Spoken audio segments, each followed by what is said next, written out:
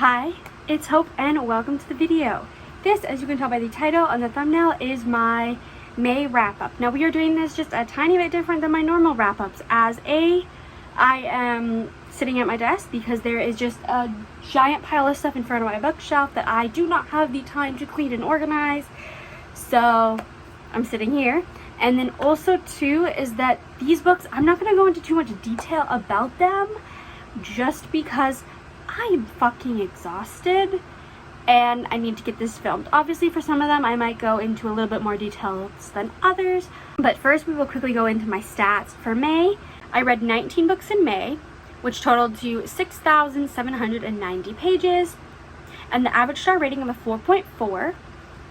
I read 5 dark romances, 5 fantasy, 1 fantasy romance, 1 graphic novel, 1 nonfiction, and 6 romances. For the formats, I read 1 audiobook, 9 ebooks, 3 mixed, and 6 physical. And the audiences were 11 adult, 1 middle grade, 3 new adult, and 4 YA. So the first book I'm going to talk about is Twisted Lies by Ana Huang, which is the 4th book in the Twisted series, and I gave this 4.5 stars. I really like this. Basically, we are following Christian and Stella. Christian is a billionaire CEO, and Stella is like a fashion influencer of sorts. And basically, they end up in a fake dating situation that then turns into more, and I enjoyed this. I don't really have that many thoughts on it, besides I did really like Christian and Stella's relationship, of how they go from like they kind of know each other, they kind of know each other a little bit like through friends, so it's like they know of each other. She rents an apartment from him, but they don't like know each other until they end up in this fake dating situation.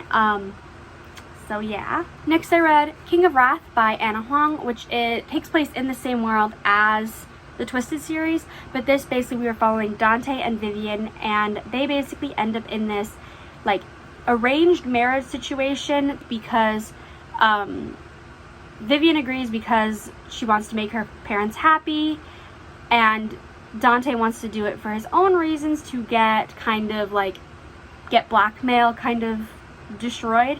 And I love this. I gave this 5 stars. I fucking loved it. Dante and Vivian are amazing. Of the way they go from like not liking each other, feeling forced into this marriage, to actually realizing that they want to get married. And so I really love this. Favorite Ana Huang book so far, and I'm so excited to read book 2 eventually, whenever the hell I can get my hands on a physical copy of it, because I want the Indigo exclusive edition, but I don't think that comes out until August, I think. So I guess I'll have to wait till then. And the next 3 books I'm kind of going to talk together because they technically are in a bind up, and that is Under One Roof, Stuck With You, and Below Zero by Ali Hazelwood, or they are bind up in the Loathe to Love You like bind up, but I counted them individually on my spreadsheet and Goodreads because they are technically, like, they were originally published as ebooks and audiobooks separately and then bound together. But I'm just going to hold this up to represent kind of all 3 of them. Each book I gave 4 stars. I really liked it. Under One Roof, we are following Mara and Liam, and they basically end up having to be roommates, and they don't like each other, and eventually they like each other. And then in Stuck With You, we are following Sadie and Eric, and they basically 3 weeks ago they had a one-night stand, and then now they are currently trapped in the elevator at work. Like, they work in the same building but on different floors, and they are stuck in the elevator kind of reminiscing over the 3 weeks ago and wondering why the hell didn't they continue talking. And then in Below Zero, we are following Hannah and Ian, and they basically know each other through Hannah had to interview Ian for one of her things in college to do with one of her classes. Flash, a few years later, I can't remember exactly how many years later, they are working at NASA together, and he ends up having to save her during an expedition that she does for her job in like the Arctic Circle or something, like an Arctic Circle research center. And I really enjoyed these. The only complaint I have is there's a lot of talking about how like size difference, because the men are all like tall, broad, and the women are all like skinny and like small, and like that's the only complaint I have, is just like it's constantly talked about, and that is the only thing I don't like about Ali Hazelwood's writing. but otherwise I really enjoyed it.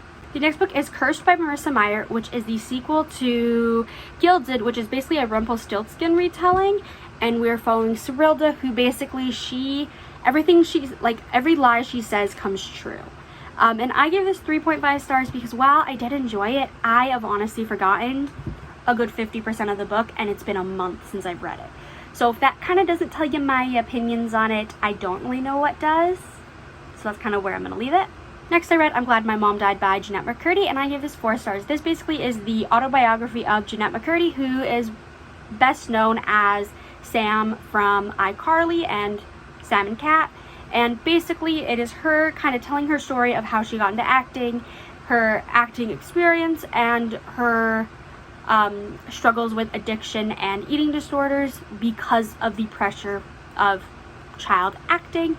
And I really enjoyed it. The only thing that I complain about is that a lot of people hyped it up, that it was there. They were like, I was sobbing, it was so emotional, and I'm sitting here like, yeah, it was emotional, but I didn't cry once.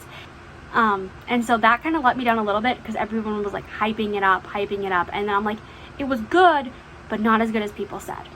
The next book is King's Bride by Beck Michaels, which is basically a fantasy romance, and I give this 4.5 stars. Basically in this we are following Suneva. I don't know how to actually pronounce her name, but basically she ends up in this arranged marriage with Jakol.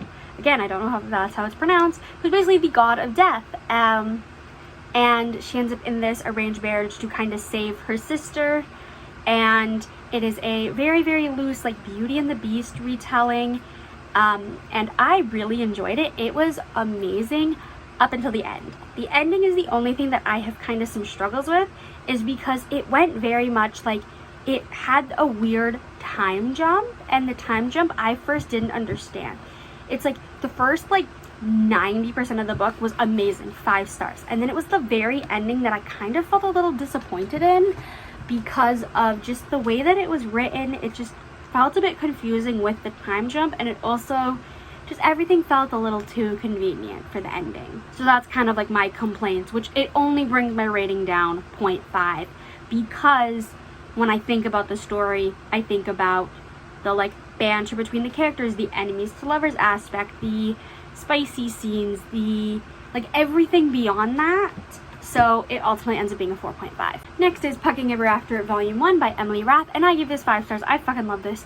This basically is kind of almost like an extended epilogue novella for Pucking Around by Emily Rath, which is an MMFM hockey romance. I've talked about it so much, so I'm not really going to explain it. But basically this kind of takes place over the 5 years after Pucking Around ends, and there is 6 chapters where basically each chapter is almost like a mini novella of taking place through the various points of those 5 years, and it's just very cute, very sweet. You're seeing kind of slice of life with these characters that I love so much. Pucking Ever After is my favorite book of the year, honestly, and probably even in my top 5 books of all time. I think so.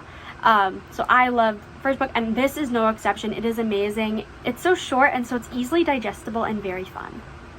The next book I read is Every Heart a Dory by Shauna Maguire, which is the first book in the Wayward Children series, which basically we are following these children that have gone into these other worlds, and now they are back in our world and struggling to adapt. So they end up going to Eleanor West's home for wayward children, and we are following Nancy, and she is now going to this school, and there is now these mysterious murders happening, and everyone's like, what the fuck is going on? And it's Nancy and the other characters trying to figure it out.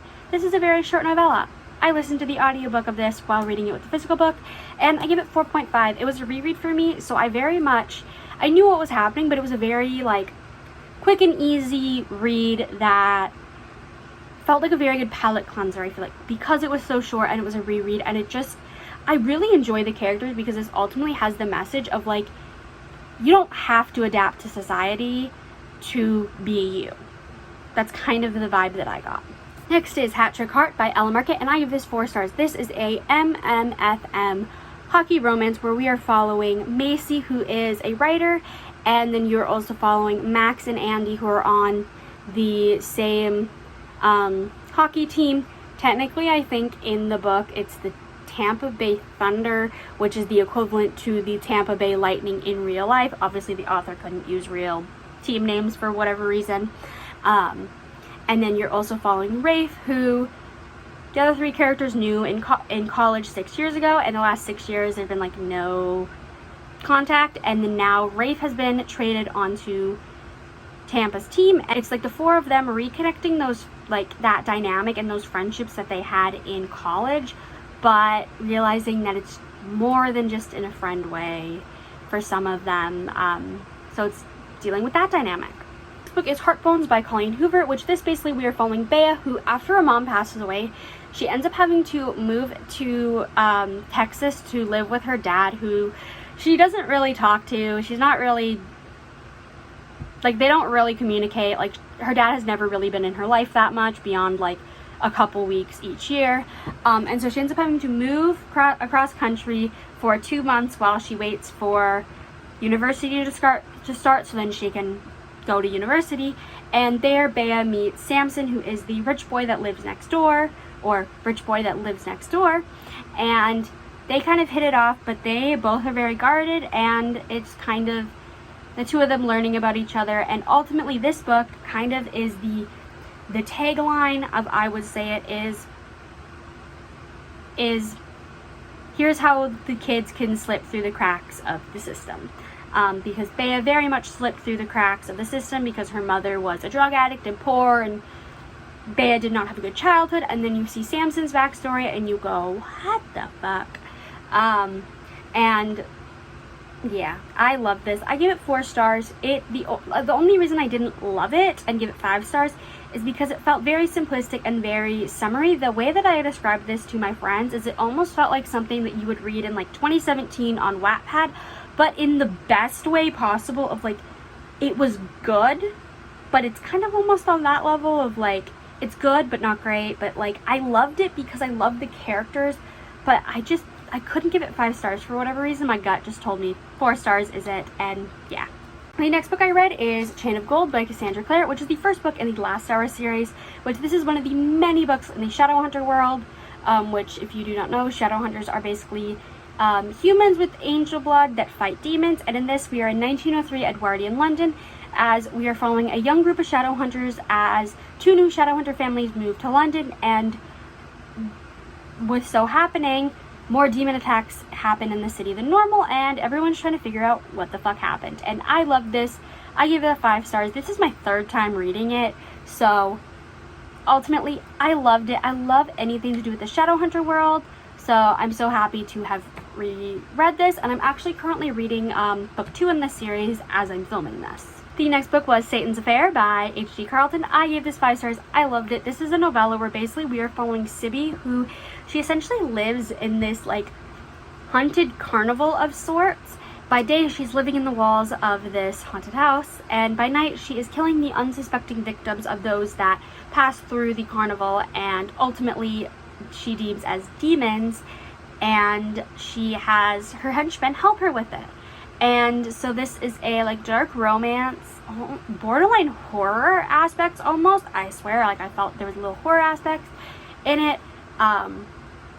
And I love this because Sibby is so fucked up. Like, if you think of a fucked up character, she is on that list. She has basically no morals beyond you look evil or you are good, and that's kind of it.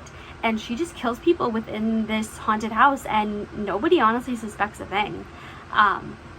The ending to this had me literally, like, I literally had to stare at the wall and just go, huh? Like, that ending is, like, honestly the most shocking ending to a book you ever could have. Like, I swear, if somebody would have told me before I read this book, here's how the book ends, I would have been like, you're joking, right? Like, you're playing a game with me, right? No, that's how it ends. The next book is Lore Olympus Volume 3 by Rachel Smith, which is the 3rd book in the Lore Olympus series. Technically, it is like Volume 3, but it is episodes 51 through 75 on Webtoons, which is where I read it, but I'm counting it as the bind-up. And this basically is a Greek mythology retelling, kind of centers around Hades and Persephone, but it's in a modern setting. And the easiest way to describe it is Hades and Persephone pining for the entire fucking series so far. And I give it 4 stars. I really enjoyed it because it is very simplistic. The art style is cute, but it has these various layers that you're slowly unpeeling, and there's other morals within the story that are really nice. Then I read The Accidental Apprentice by Amanda Foody, which I gave 4 stars. This was a reread for me, and this basically we are following Barclay, who he lives in this small village and they don't like magic, but then when he ends up going out into the forest and bonding with a beast, and by bonding with beasts in this world you get basically the beast's magic, he ends up being basically exiled from his town, and he ends up going to this other town with this girl named Viola, and this other town is basically a town full of these people with magic, and Barclay ends up having to compete in this competition to try to gain an apprenticeship with a like lore keeper, which is basically the term for people with magic, and to get his beast removed. And ultimately I loved this. I've loved everything that I read by Amanda Foody, so no surprise that I loved this. In general, I love the message that this book has, and it's kind of almost like about accepting what life gives you and what life throws at you, which honestly is a really good message for young children because this is technically a middle grade, but I love it. It's one of my favorite middle grades, but I only give it 4 stars because when in doubt, it's really hard for me to give a middle grade 5 stars.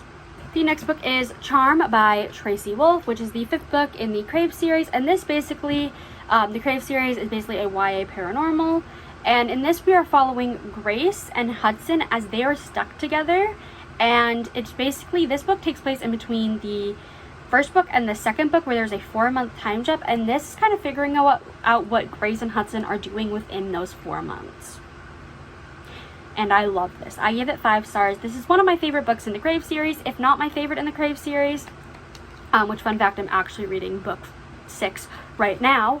But yeah, I really enjoyed it. I don't really have any other thoughts. And the final 2 books I'm going to talk about together because they're technically a series, and that is Haunting Adeline and Hunting Adeline by H.D. Carlton. And this basically is the cat and mouse duet, which basically we are following Adeline, who is a writer, and she ends up moving into this manor that has been in her family for multiple generations. Her great-grandma lived there, her grandma lived there, her mom lived there, and then Addie spent a lot of her childhood living there, and now it's her place. And then you're also following Zaid, who is Addie's stalker, and basically you are following kind of Zaid and Addie playing a cat and mouse game of stalker and being stalked, and them kind of falling for each other. And this is very dark. Hunting Adeline specifically is one of the darkest books I've ever read because it deals with so much stuff, because like Zaid is the creator of this company that is trying to be rid of the like sex trafficking, kidnapping, murder, and slavery of women and children. So that right there is a heavy topic, as well as there's so much other stuff going on. There's also in this book Addie trying to solve like the murder of her great grandma, and so that was interesting too. I gave both of these 5 stars. They are amazing. I highly recommend them if you're into dark romance. If not, stay clear of it. But yeah. And so yeah, that was my wrap up. I tried to keep it as simple and sweet as possible. There definitely was some books that I thought I went into a little more detail than I thought I would. Once you get me talking about some books, I am never gonna shut up. But I do really hope you enjoyed this video. I know it's kind of like random compared to some of my other wrap-ups, but it's just life is hectic right now, and honestly being able to sit down for 30 minutes and film a video is honestly more difficult than I thought. But I do really hope you enjoyed this. I think I already said that. Don't forget to like and subscribe if you did enjoy this. It really helps my channel grow, and I hope to see you in my next video. Bye!